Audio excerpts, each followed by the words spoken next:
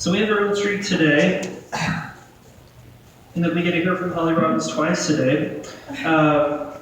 Last minute, she was able to step in for for our other musician who was not able to make it today. So she just kind of put that together last minute. So let's give her another round of applause for that. She's incredibly talented. She's been very insightful and extremely fun to have around at Oasis so far. And she's given a lot of input that we really appreciated, has really good ideas, and so we're really excited to hear from her speak today. Just a quick background, she went to Tippview High School. She studied Russian and Spanish at BYU. She's a prolific essay writer and has had a few of her essays published on the internet, a variety of places. You can talk to her about that afterward. I'm sure that'd be really interesting. She's a musician, she's an entrepreneur. She taught Greek mythology, English, and history at Waldorf School, and she's been involved in a number of business endeavors, despite the fact that she's kind of been working on a lot of that. She's still been an active participant here at Oasis and is here to speak to us today. Let's bring back Polly Robbins. Thank you.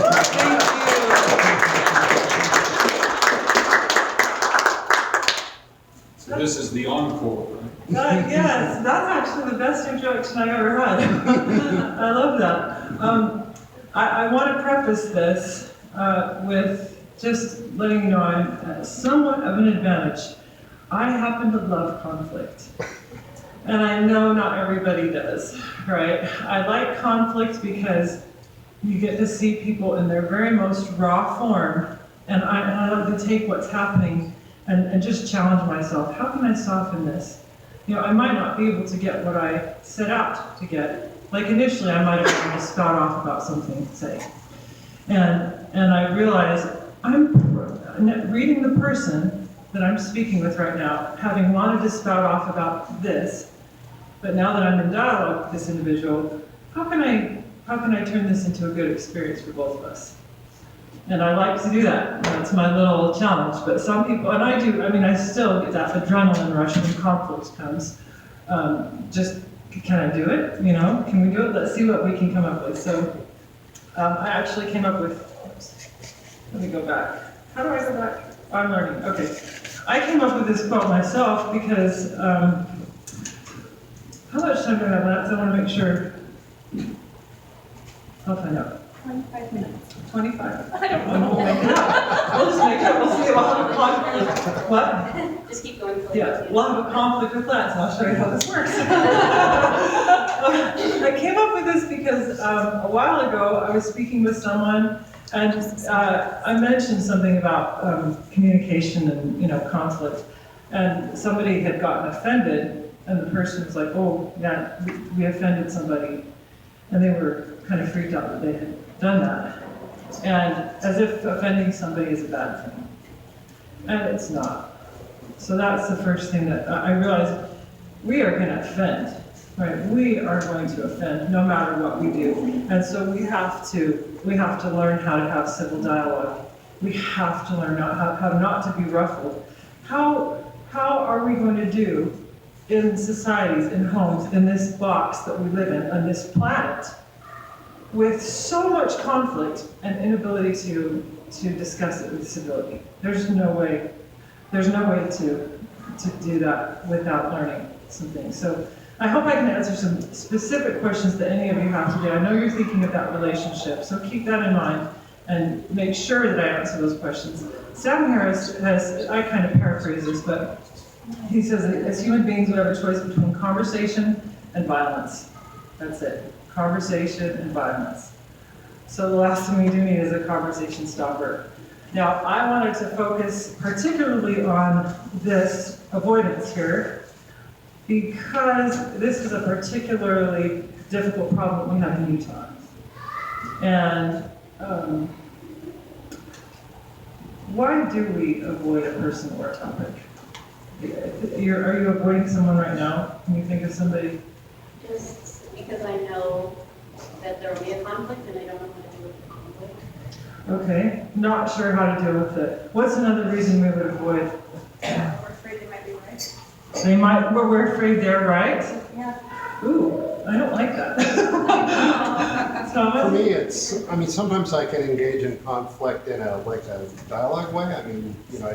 but if it's like actual conflict, it's like the fight or flight response, and it's like I start kind of like freezing up over it sometimes, or then when I stop freezing up, then I get really like overly conflictual, and it's hard for me to just, I'm working on it, I'm doing better, but just to calmly like engage somebody in conflict, and I'm getting a lot better at that, but it's that, there's something visceral or kind of some kind of anxiety over it, and then it causes you to either like want to avoid it or just fight, you know, rather than just deal with something. It's really scary too if you've been in the conflict with that same person before and you're like, oh, I know how this goes.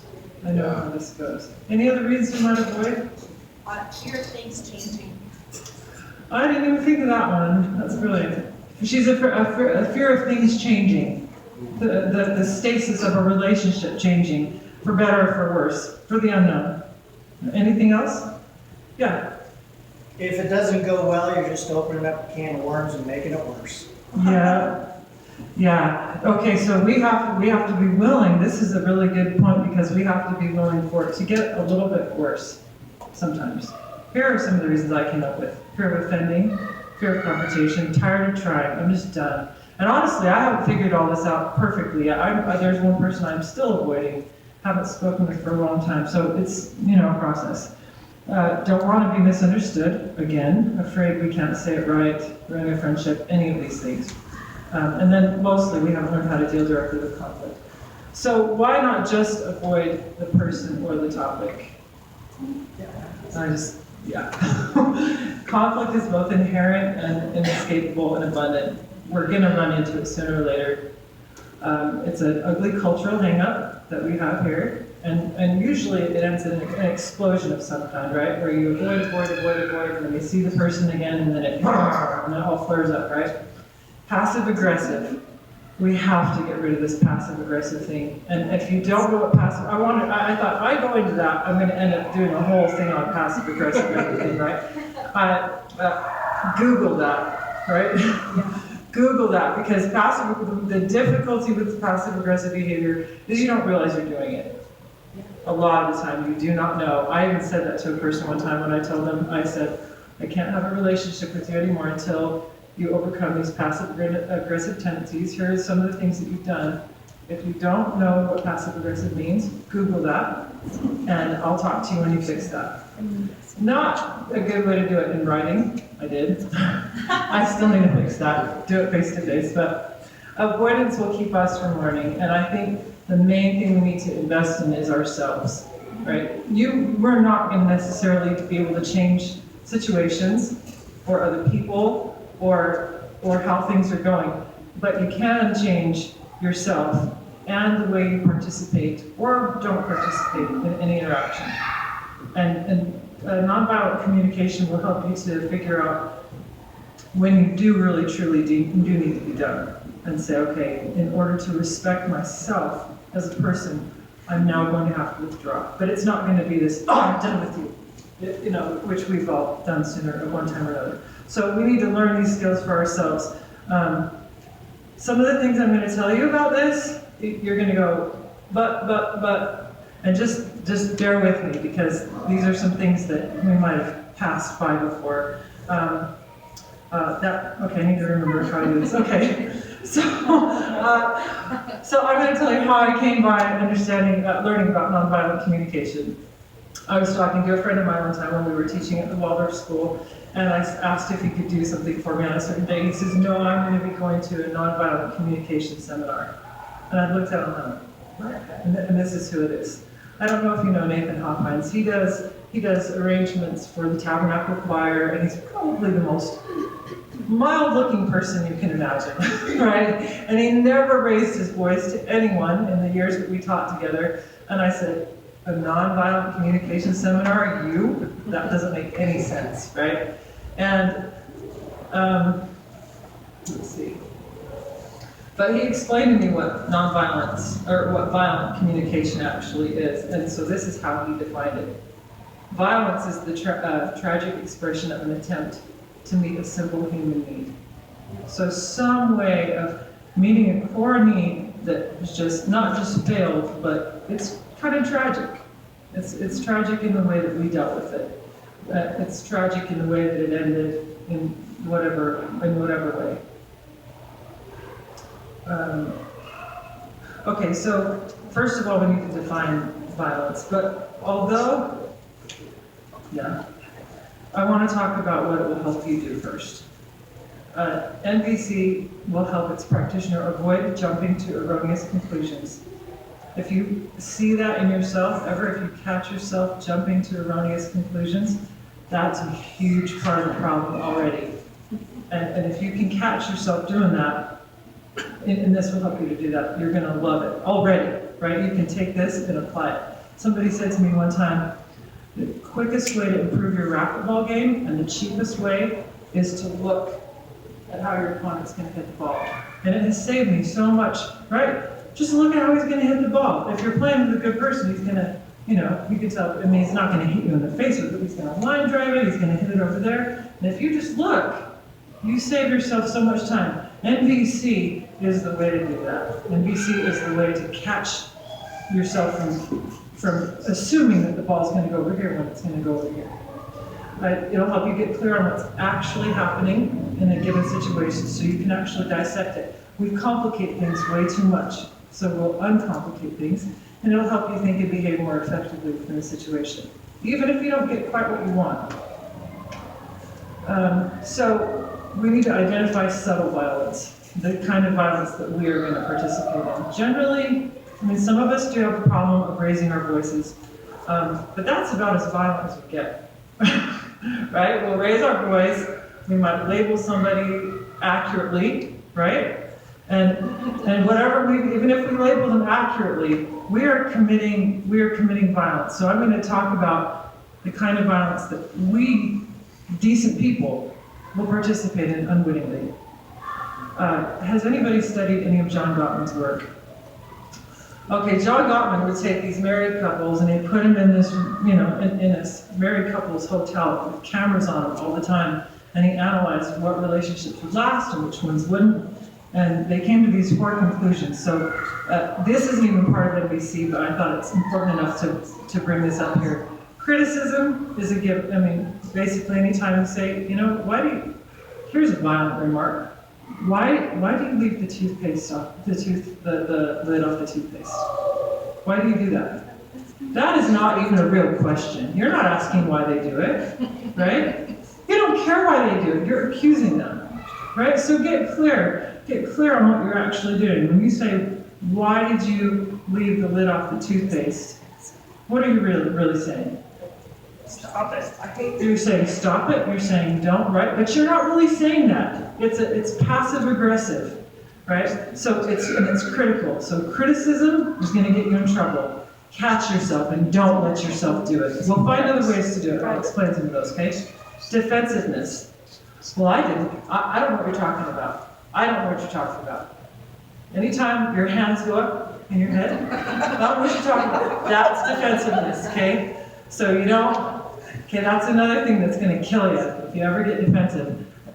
We gotta breathe through this stuff. We gotta breathe through it and think, I gotta get myself right here. And you can even say it aloud to the person. I gotta get my head right first. I wanna talk about this, but I need to take some time to get my head right. Contempt is just basically rolling your eyes. That look. Anytime you do that, you are committing violence to the other person. Unless it's like you're silly and you're joking and you're, being funny together. But if the person says, I got a really great business idea, I'm gonna do this, and you go, like, oh, we did that again. You and your entrepreneurial blah, blah. Okay, you're gonna kill it. You might as well just take a knife and kill the relationship right there. That's what you're doing. Stonewalling, this is a super, super passive-aggressive thing that is very common, and it's just avoidance on steroids. It's just, when you walk away from the conversation. Stonewalling, these will kill any relationship. If you've done any of these things, it's time to stop. Stop cold. Manifestations, let's see, I want to make sure. Okay, these are some different manifestations of violence. I'm just going to go through the whole list now, in addition to these. Threatening, lecturing, name calling. You're just trying to whatever, right? The second you do that, you're committing violence to the other person because you are acting as if you can read their mind. Are you right? Generally, yeah, maybe, right? Maybe you're right. But anytime you say, well, you're just trying to ... and it's an accusation, you're committing violence against the other person. Punishing, judging, commanding, demanding, blaming, especially ridiculing, negging. I have never seen such cute Bugs Bunny teeth on anyone. You've got the cutest Bugs Bunny teeth I've ever seen. Horrible, right? It's a backhanded compliment. Never do it. Manipulating, sarcasm. Sarcasm, it comes from the Latin sarc. I think sar is skin and chasm is rip. You rip into the other person's skin. You rip into their emotional skin. Getting emotional and falling apart. This is a very common one with women. And anytime, I just don't know what to do. Or whatever that is, right? Getting emotional and falling apart is our worst enemy. Absolutely the worst enemy, especially when you're dealing with somebody who's in their rational mind, or they're trying to be in their rational mind, or they're thinking analytically. Falling apart is passive aggressive. And it's a natural response. It might be what you feel to do. Don't do it. Don't do it. Get yourself to your calm place. I'll show you a little bit about how to do that. Ad hominem attacks, condescending, assigning meaning to another's actions. I'm trying to give a really good example of that. Okay, my husband is sitting on the couch reading a book. You just ignore me all the time, right? I just labeled his what is he doing? He's reading a book, right? He's reading a book. And he might be ignoring, he might be avoiding, right? He might truly be doing that. But we cannot be labeling that stuff and assigning meaning to that. And any kind of passive aggressive language or behavior. Thank you so much, Lance. Okay, we cannot destroy our ability to communicate with other people. And we also teach our kids to do the same. We've got to break these patterns. Okay, so first of all, we need to learn that somebody's being offended is okay. And we have to let that happen. And then we'll learn these skills to deal with this. So the first thing we need to do is identify the analytical self. And there are many different selves running around in our heads, right? There's the emotional one, there's all these different things, right? The analytical self you can identify right away by using the phrase, interesting. Just the same way that you would if you were a scientist in a lab and you're looking at your rats. Your emotional selves and your other selves with agendas, those are the rats, right? And they're fine, they're part of your head, right? But you need to have an analytical self that can pull out of that and say, interesting. So the second you're having a conflict with your son or your daughter or whatever it is, your analytical self, you need to get good at snapping it into place so that it immediately says, interesting. And you want to get the other person to go into that mode as well, so that you're two scientists in the lab looking at your lab rat feelings, right? And the lab rat's going to respond how it is, right? So you begin to make observations. And this is the first principle of nonviolent communication is observation and reporting. So the first thing that you would do is you'd say, when you're having a conflict with that person, you can say, in my analytical self, right? No, not emotional at all. I'm observing that my palms are getting really sweaty right now. And my heart is starting to race. That is pure data. Pure data. And you can say, and also I'm starting to get emotional. And you can say that in a very dispassionate, detached way, because you're the lab guy, and your feelings are your rat. And you care about the rats, right? You care about them, but you also have to be able to evaluate. Can you explain how do you do that though? Because the emotions are running high. That sounds Yes. really good. I'm committed to that until something triggers it. It all out the window. It's okay if you get triggered. It's okay if you get triggered. That's data, right? That's data. So what you need to do is say, I'm not sure what just happened, but I got triggered, and give me 5 minutes, and grab the person by the hand, I need some time. Let your loving self come out if you can. If you can't, say, I need 5 minutes. Not in a this kind of thing, not in a sudden way, but I need 5 minutes. Give me 5 minutes. That's generally the best thing you do. Don't continue to engage. Do not. Yeah. Usually I have to walk away, and not all the other person doesn't always understand that when I walk away, it's not because I don't love them. Yeah. It's because I need time to compose my thoughts, more that analytical, like without emotion, without expectation, judgment, perception. Yeah, and if you can do that, if you can tell them, right? Because if you just turn away, it's going to look like stonewalling to them. It's going to look like violence, right?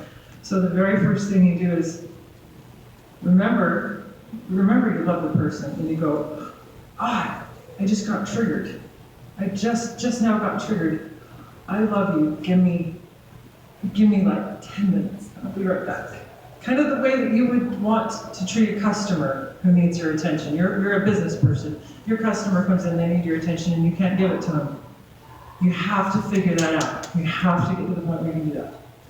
Here's where this rat is kind of smiling. I don't know if he's really smiling, but just you're making an analysis. So just make sure you analyze your internal data. If you get triggered, stop. The next thing to do is to communicate feelings, and this is when you can. Right? And this is a very, very, that's what I just did when I said my palms are sweaty and my heart just now started racing. And I've observed that it looks like your fists kind of clenched. When I said that and we had this sudden tension between us, I noticed your fists clenched. And there's tension here between us, isn't there? And the other person will be like, now they haven't been studying nonviolent communication. They're like, what do you think? Right? What do you think my fist clenched? You pissed me off, blah, blah, blah. You're the one studying nonviolent communication. This is about you, right? So the main thing would be for you to do that, and as soon as they get any excitement, you've got to shut up. So we need to talk about the feelings that you shouldn't be explaining. And I'll leave this, I have to skip over this because I don't have a ton of time. But we've got to avoid these blaming feelings. And the reason why we can't be using these words is because they are two-party feelings, right? Abandoned. You abandoned me. You abused me. You can't say any of these without implying that the other person has done something to you, right? Right. You can't. Now go ahead and say it. Go ahead and say it when you're talking to me about the conflict you're having with Thomas, right? Whatever, right? Thomas is doing a little, because I don't care, I'm not Thomas, but you can't use it with Thomas, right? Right. So you abuse me, I feel abandoned, unaccepted, attacked. We can't do these because they pull the other person into drama that they might be participating or not. You could say, I feel unaccepted, or I feel abused. There's a better way to do it. There's a. I feel, it has, you know. You can, but it pulls them in. It pulls them in. The second you say, I feel neglected. It feels like you're accusing them. It does, to them, right? You might not be. You might not But be. their defenses. Their defenses go up in your, yeah. So what if one of those is like demonstrable? What if they demonstrably misunderstood or something? Okay, if the person demonstrably did it, right? And you know that person is a bad person, go ahead and say whatever you want, because you're done, right?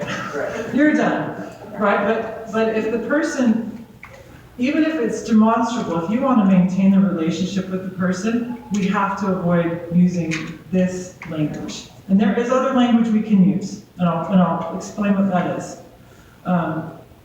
We can replace dumped on with overwhelmed, right? That's a one-person deal. This is a one-person deal. I feel overwhelmed, right? I feel abandoned. I didn't abandon you. I feel lost. I feel afraid. I feel sad. This is you by yourself. Not even with the other person. There's no blaming about here. Lonely, sad, small, instead of belittled. I feel belittled. I feel kind of small. Out of control is better than coerced. You're coercing me. I feel angry and hurt.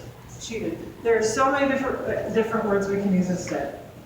These are the blaming feelings again. And these are some of the feelings that are one-party feelings. It's all about you. Angry, afraid, sad, annoyed, concerned, confused, disappointed, uncomfortable, puzzled, confused. These are great words to use in the situation, right?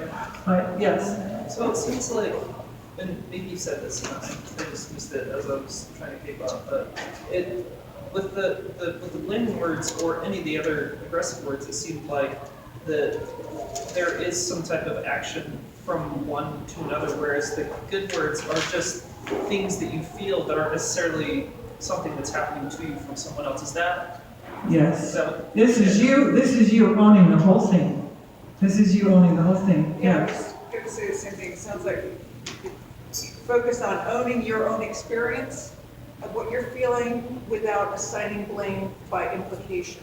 Especially if you don't have the rapport, right? Like if I have a really good rapport with someone, I might be able to say, I feel abandoned, right? But if you don't have a good rapport or a great history with this person, avoid those and go straight to these. All it is awareness.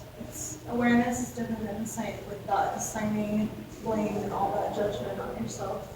Like, I've had to do this with my ex a lot lately, and he's still like, you hurt me, you did this, you did that. He's getting real violent with me, and I'm saying, we both made our mistakes.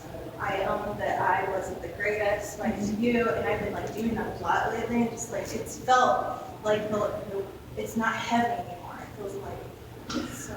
That's really the way to do it, because you're owning your own. His stuff feels heavy on me, but I know that when I am coming into awareness of that, I feel lighter and I feel more peaceful. You will because you're seeing your part of it. You're not seeing the overwhelming stuff that you have no control over I anymore. can't control this stuff, but I can at least say this is what I did or how I'm feeling. And I'm not perfect about this either. Nobody is. Nobody is. Right. Everybody struggles with it. And honestly, you might have to go clear back here. Yeah. Right? And sometimes in a discussion with someone, you might not get beyond observe, report, escape. Observe, report, my hands are sweating, I've triggered, I love you, oh my God. Right? You might not get beyond that day. It's okay. Lance, I'm done, huh? Yes? Let's see. you need a couple more minutes. A couple? Okay. All right. So I'm going to give a quick example, really quick one. A teacher sees over there, and this is taking it out of the situation. I'm not in the situation, I'm the teacher looking at the situation. I see a student hit another student, and I'm over here. I didn't hear what they said, heard some kind of a yelling something, and I don't want to introduce more violence into the situation, so I'm going to start by observing and reporting, and then I'm going to go with the feeling. Okay? So I walk over there and say, hey guys, I just made an observation I'm slightly concerned about, and I wanted to include you in on it. Instead of saying, Jimmy, why are you being mean to Kim? Right? I'm introducing more violence. I'm taking a side and I'm labeling someone, right? So instead I'm going to say, Jimmy, Kim, I just need a second. I made an observation over here. I saw your fist make contact with his face. Am I diagnosing that? All right, did I see that? And if you can't agree on that data, you're gonna have to go back. You can't get to the feelings, you can't get to the other things, right? You have to get to the data that everyone in the situation can agree upon. Okay, so let's see. All right, so in that situation, I'm gonna say, Jimmy, I observed this. Did I see that correctly? Jimmy's gonna say, yeah, and the other kid's gonna say, yeah, or whatever. And they're encouraging me to get violent in the situation as well. I'll say, well, something's going on here. There are some unmet needs happening here, I think. What's So if you say, I observed your fist hit his face, did I see that correctly? Yeah, but he stole my pencil. That's the response. If they do They don't that, agree. no, that's good. Because they're going to do that. They're going to throw a but. Yeah. They're going to throw that in there. Then you just take it back and say, oh, I wasn't talking about what happened before that. I'm just talking about the data that happened. It's as if you take a video camera and what a video camera could record visually, right? I saw this. And so you want to just report on it. And if they're going to start introducing new stuff, that's fine. You say, oh, you know what? I appreciate you telling me that. I actually was just focusing on this, on the action, and I wanted to see if we could kind of agree on that. Now, this seems Mickey Mouse, right? This might seem kind of like, oh my gosh. I'm telling you honestly, once you get it down, it goes faster. There's less violence around you in general. So take the time that you need to make sure you're doing these things. Express the basic human need not being met. I see there might be a need here that's not being met. What? Can you tell me what was kind of behind it? Yeah, he stole my pencil. And then very calmly I would say, so wait a minute, so he had a pencil. Did you take his pencil? Yeah, but he blah blah blah blah. And then you just dig a little bit. Well, I just want to let's get down to these needs. What are the needs here? And you're going to find that they boil down to very, very basic human needs. One, I don't know, whatever it was. Who knows why they did it, right? But we can dig down until we find it, and then we can have these agreements all the way until we get to the conflict and the apology that comes. Okay, so these are some universal human needs. You know what they all are. Everybody has these. The only way these needs are that important is when you're dealing with bad people. And there are truly bad people in the world. If you're dealing with a bad person, this is not going to work. If you're a bad person using these as tactics, it's not going to work. So just make sure that you're a good person doing this. Your fourth principle, and again, we're at the end here, make a clear request for an action that can meet the need. If you get to that point, right, you might still be I gotta get out of here, I love you, right? But as soon as you've gotten to the feelings and you've both identified the feelings, you go, oh, so you're saying that you need this, and you're not, and that need's not being met. Yeah, I just haven't had that need met lately, and I think this is the way I'd like it met. Well, would you show me how to meet that need? What, it just hurts right here. I guess just a little background, or whatever it turns into, whatever it is. And those are the very simple steps of it. And you have to do it without violence, you have to do it with a pure heart, and you have to make sure you're doing it for you. You can't be doing it to change the situation of the person to begin with.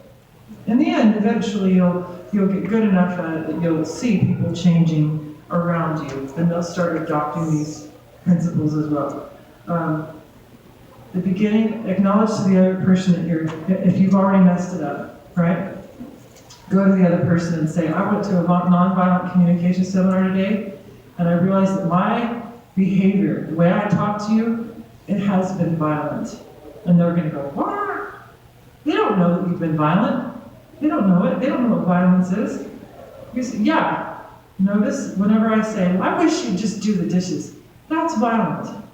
And I'm so sorry I've done that. I'm so sorry I've been disrespectful.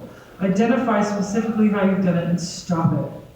And find new ways to communicate these things. And go slowly. Don't be impatient with it. Earn back the trust that you may have violated and learn to maintain these relationships. If you read through nonviolent communication principles, at the basis of it, a lot of woo-woo, right? But the techniques are solid. And that's how you do it. Can I take questions? Okay, Jean Marie. I tried to get into this a few years ago, and I got kind of overwhelmed by I started email from all these, workshops across the country and all that. Is there a book or workshop or something that you recommend to get a little deeper, but not into the weeds? Too much deeper. Let me get back with you about that, because there was one book I read in particular a while ago. It's been a long time since I've done this. It's become such a part of my life that I haven't read an NBC book for a very long time. I just see it in everything. But I'll tell you the one that I did read. It was about teaching. It was a student. There was a teacher looking in. They write them for parents. They write them for, whoever. I really enjoyed Crucial Conversations on it, and you can Google up just a synopsis. Tell me, what did you? Crucial Conversations. Crucial Conversations. Yeah, it's written by some local guys here, and you can just Google up a synopsis, and it gives you the 7 steps. Okay, so write that down, Crucial Conversations, and there are 7 steps in that one, okay? Yeah. How do we address then, or approach the idea if the lid is off the toothpaste every single time, and that you don't like that, and you want to put it back on? how do you then bring it up without being, saying you do this? Even if it's true. Yes, okay, this is a great question. Because there are things we all have to correct sometimes, I guess, right, in each other at We, some point, or. we want to, right? But it's a matter of the weightier matter. Like, how badly do you want that toothpaste lid on? In comparison with how much you want a good relationship with the person. That toothpaste thing will have to go way down here until. Well, it's a minor issue. What if there is a more major issue that one person is hurting the other person continuously, maybe they're even doing it, and you want to stop? So it's more serious. It is more weighted than toothpaste. If it is weightier than toothpaste, which it usually is, I would take all the attention off the other person. If this were mine to do in any given relationship, especially if they're wrong, right? And we know, like, right? I do. Not always, but a lot of the time people are not rational, and I insist on them being rational when they're not. So the first thing that I would do is I would take all the attention off that individual's behavior and put it right on step number 1. I just observe myself. Bring that finger right back at you. Yeah, and eventually, if it won't work out, the relationship will not stick. If that other person is truly being violent and you're evolving into a non-violent person, it can't last. It will not last. Because you do not allow violence in your life. Not from yourself, not from anyone. And eventually they'll either come with you or they'll drop out. This is kind of related to the last question. Yeah. Do you have any insights on how to be able to use this technique without fueling passive-aggressive behavior, like trying to communicate something to them, but you're not necessarily like being direct about it or doing other things? So let me rephrase your question, make sure I understand. How would you do this if there's already passive-aggressive history in the relationship, wanting not to come across as passive-aggressive? Yeah, for example, I may feel something, but I'll be saying something else because I might feel I don't want to be able to blame them, so I'm just going to be able to put the focus on myself and be kind of indirect about it and hope that they might get it without me having that direct communication. Okay, that's a really good thing. Okay, you have to be able to focus, again, let's go back to the data, right, the data. Let's make it a really big, obvious one, although this is almost too big. Somebody knocks you over by accident, right? Just say it's an accident, or it might have been on purpose, we don't know, right? You don't want to ignore their action. You don't want to ignore what happened. You can't ignore what happened because that's like looking data right in the face and ignoring it. You can't. You're a scientist. You have to observe, right, and make observations and report. So you would say, you just knocked me down. Do we see that the same? do we see that? If the person says, I did not, you're done. You're done. You're not going any further. Whether you're done or not, you're not going any further. If they're not going to agree with you on data, I don't know if I could, how we go back now, but the 2 lab guys, right? You want the other person to become a lab partner over all the feelings, their feelings, your feelings, everything, right? And so you have to come to an agreement on the data. I did not knock you over. Okay. Have a good day. Right? And if they keep doing that, you have to get out of the situation because they're not going to be reasonable. What about, depending on how obvious it is to you, but what about a fact, well, then what happened there? About the what? Then what about, unless it's really obvious that they're just like lying to you, what about a follow-up question like, well, then what happened there? Did you just bump into me? It's like, or whatever, it's, oh yeah, I tripped over that thing right over there. I didn't knock you over. They might view that as only intentional. It might have been clueless to not say, hey, sorry about that, but it's like, maybe they're thinking if they're not to blame because, they just tripped over something and bumped into you and he knocked you over. Check, the main thing is to check your tone of voice and check your heart, right? So if they say, I didn't knock you over, you say, you know what, this is actually good that you said that, because I'm working on analyzing data and just getting this part of my nonviolent communication down, and I observed, I got knocked over just now, And you did it, and I just want us to agree on that point. And making sure that you're trying to have a dialogue and no blaming. You did, I just thought, we don't want that. Yeah. Can we agree on that data? And if we can't agree on the data, you are done with that person for the day or hopefully not forever, but you have to show. One more question. Okay. So that actually reminds me of Sam Harris's analogy with the composition of water, where he says basically that if someone says, if you say that water is 2 parts hydrogen and 1 part oxygen, sorry, the other way around. But if someone doesn't agree with that and they say, well, I just view the truth a different way, if they view an objective fact a different way, the conversation is essentially over because there's no way to progress from that point anyway. I know the talk you're talking about too. He says you're not going to have a creationist come into the science conference and get any credibility there. You know, you are at odds essentially. And the main thing about NBC is it helps you to realize you take all the complicated feelings out of it. And you go straight to that data. You cannot go wrong on the data as long as you're presenting it in a non-emotional way. So, Holly Robbins, everybody.